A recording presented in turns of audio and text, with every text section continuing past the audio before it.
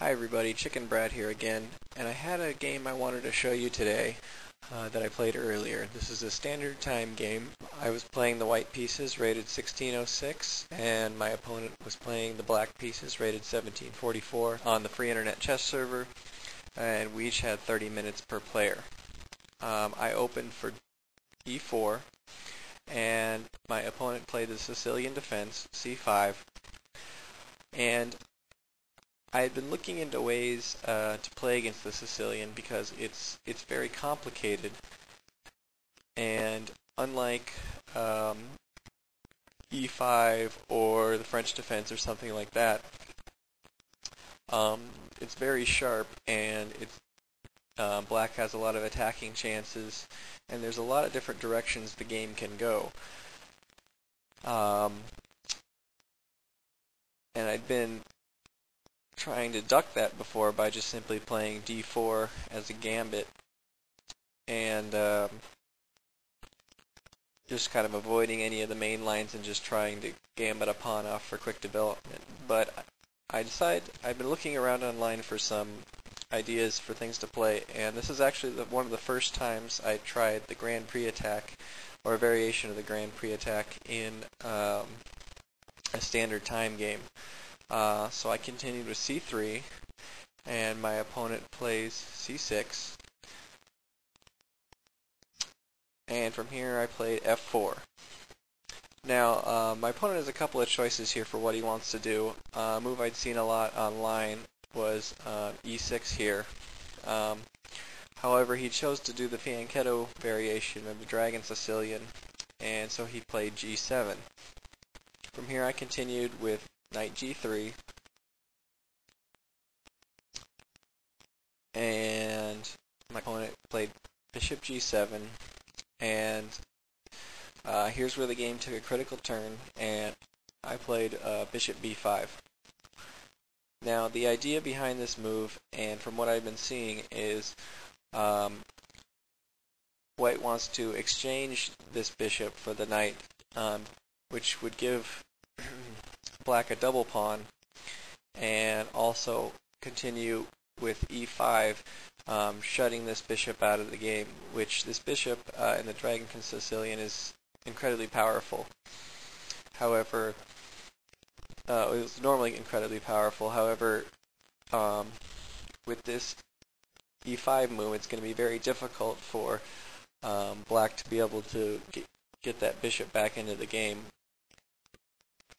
without damaging his structure by his central pawn structure. So, and also notice when I capture here, usually black recaptures with the b pawn, which means castling queenside is pretty much out of the question for black. Therefore, he's not going to want to move this f pawn here to challenge my e pawn in most of the time. So anyway, and we'll get to that. So from here he played d6, and now obviously he doesn't have the option to take with the b pawn, so I went ahead and captured here. I believe his next move was going to be bishop to d7, and I wasn't sure if I think there is actually a way for white to let black play bishop d7 and still give him the double pawn that he was hoping for. However, I wasn't really familiar with that right away. So instead of castling here, I went ahead and captured. He recaptures, and now I continued with pawn to e5. And I wanted to get this move in before he had a chance to play e5 himself. From here, black played his bishop down to g4, and at first I was really worried by this move because I thought, oh no, I made a critical mistake here, because now black is going to exchange his bishop for my knight. Capture here on the e5 square with the pawn, and I'm pretty much forced to recapture with the pawn here, and then he would capture with the bishop, causing me to lose a pawn and really damaging my central structure. However, after taking a second look at it, I realized that wasn't possible, because if he did capture my knight, I could recapture with the queen here, which is a sensible thing to do. And now the queen would be targeting this loose pawn on c6, which is undefended, which also gives check. And so if black did take here and then captured the e-pawn,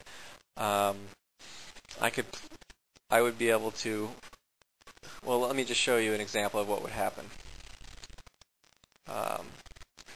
Anyway, so from here I went ahead and because I wasn't worried about this, I might have had a better move in this situation, but I'll give you an example of what would happen if black would have captured here. I would recapture with the queen, and he takes the pawn, and I don't immediately recapture this pawn. First, I play check on c6, and now, obviously, black can't block with the queen because then he'd lose the rook. So instead, he would have to move his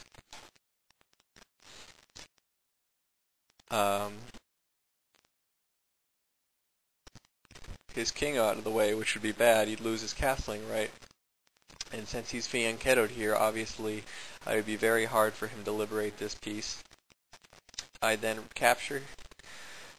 He'd recapture, and then I would capture this other loose pawn. So now I'm up material, and I'm threatening this piece here, and also I have this bishop bearing down on his king. This position is almost immediately losing for black. So I could only hope that he would play that variation. Now in this situation, I believe I may have had a better move than castling right away. I was thinking that if I just ignored this, that hopefully my opponent would miss that and get himself in big trouble. But you can't actually count on your opponent making a mistake. So usually what you should try to do is play the best move available, which I did see, but I didn't really consider it long enough. And I think a better move would have been to play h3. Now, this forces black to make a decision. Either he can lose a tempo and move the bishop away. It doesn't matter to me either way. Or he can capture. Let's say he captures on f3.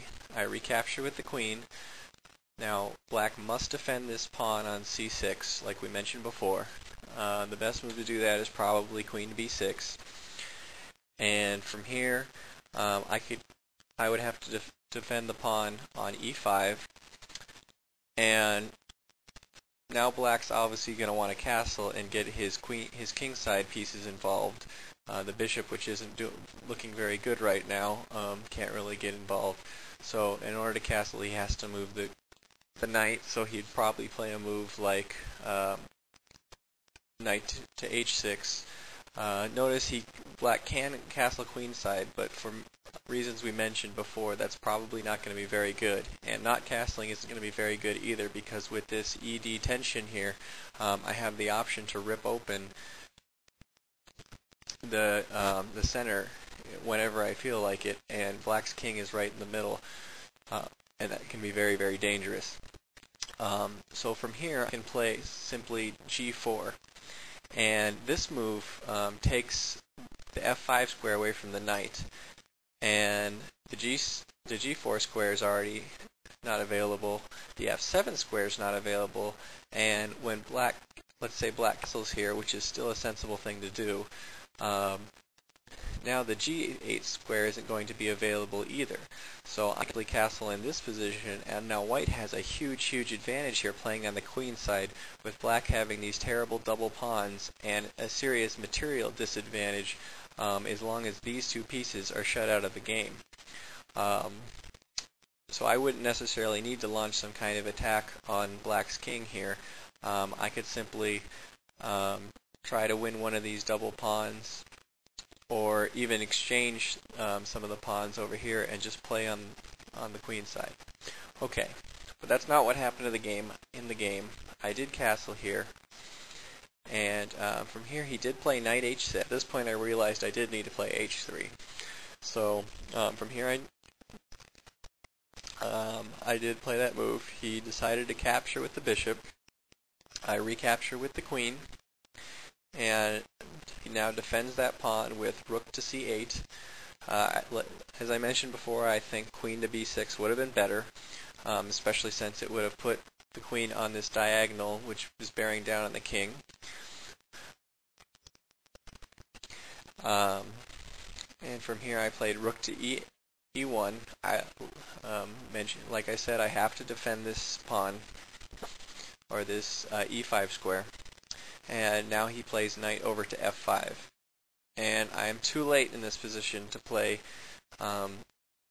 g4, because the knight is already on its way to the d4 square, which is going to be very annoying for me. So from here I went ahead with d3. I think my idea in this situation was just to have to open this up for the bishop in the future.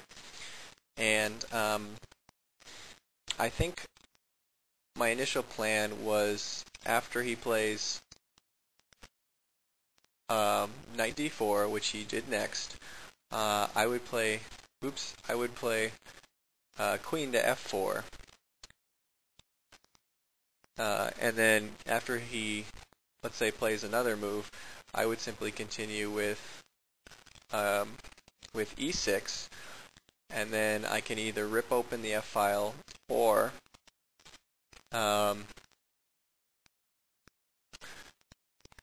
if he takes, I could recapture with the queen, and definitely stopping his king from castling and putting dangerous pressure on this e7 pawn. And that's what I saw from this position. However, what I failed to realize here was that move was completely unavailable for two reasons.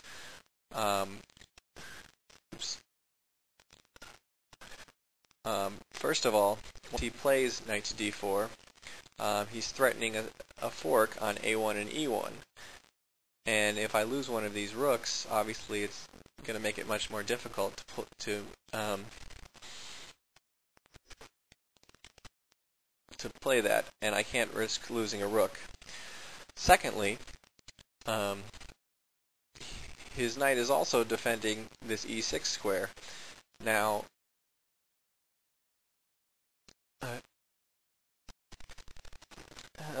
obviously, if he captures one of the rooks, it no longer will be, but I can't afford to launch some kind of attack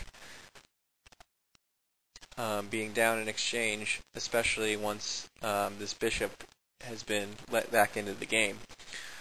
So instead I played a different move, which is probably the best move, and that was queen to f2,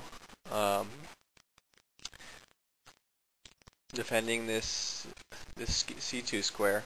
The only other move I could have done to defend that square, well, actually that was the only move, because he was threatening to capture the queen. So best move and only move, I suppose.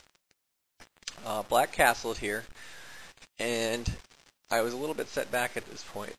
Excuse me. Because I thought, that my advantage, this knight was really annoying, and my advantage had dwindled. But I don't think that was true. And now I played knight up to a4, and this isn't really doing anything at the moment, but it's threatening this c pawn here. And with this tension here, once these two pawns are exchanged, if they are exchanged, for example, if black ever decides to capture here, he's basically hanging this c5 pawn, which would make a great outpost for the knight.